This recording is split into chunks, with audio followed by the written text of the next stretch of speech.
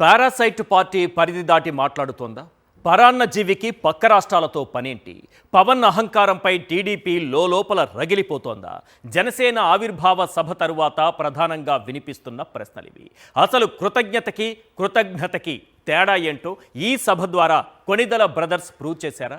కృతజ్ఞత అనే పదానికే అడ్రస్ లేకుండా చేయడంలో ఆరితేరిన అన్నదమ్ములు ఈ వేదికపై నుంచి ప్రదర్శించిన తమ అహంకారానికి త్వరలోనే సమాధానం చెప్పుకునే పరిస్థితి రానుందా?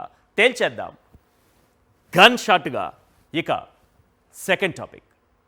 జనసేన ఆవిర్భావ సభలో పవన్ కళ్యాణ్ మిడిసిపాటు అహంకారపు మాటల సంగతి కాసేపు పక్కన పెడితే ఆ స్టేజ్ ఎక్కే స్టేజ్కు రావడానికి ఈ 11 ఏళ్లలో ఎన్ని పిల్లి మొగ్గలు వేశారు, ఎన్నెన్ని సర్కస్ ఫీట్లు చేశారు, ఎన్ని ఎజెండాలు మార్చారు, ఎన్నెన్ని జెండాలు భుజానికెత్తుకున్నారు, ఎన్నిసార్లు మాటలు మార్చారు, అబద్ధాలు చెప్పడంలో యూకేజీ నుంచి పీహెచ్డీ స్థాయికి ఎలా చేరుకున్నారు అనే దాని గురించే మనం మాట్లాడుకుందాం. ఇంతకీ ఈ 11 ఏళ్లలో పవన్ చెప్పిన 11 అబద్ధాలు ఏవి? 11 ఏళ్లలో 10కి పైగా రంగులు మార్చిన ఏకైక లీడర్ పవనేనా? ఇన్ని పిల్లి మొగ్గలేస్తే కానీ ఆ విజయం దక్కలేదా? తేల్చేద్దాం గన్ షాట్గా. ఇక థర్డ్ టాపిక్.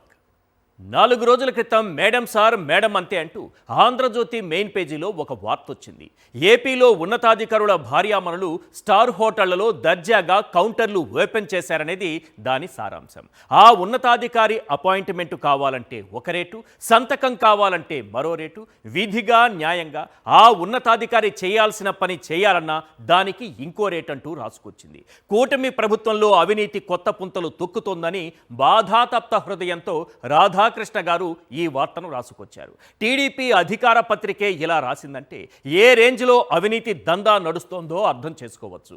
ఇంతకీ 5 ఏళ్ల పాటు అవినీతికి అవకాశం లేకుండా ఆకలితో ఉన్న అధికారులు ఇప్పుడు అవినీతికి గేట్లెత్తేశారా?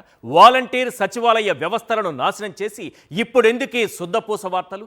లంచాలకు తావులేని వ్యవస్థలపై బురద జల్లి వాటిని నిర్వీర్యం చేసింది ఎవరు? తేల్చేద్దాం గన్ షాట్గా.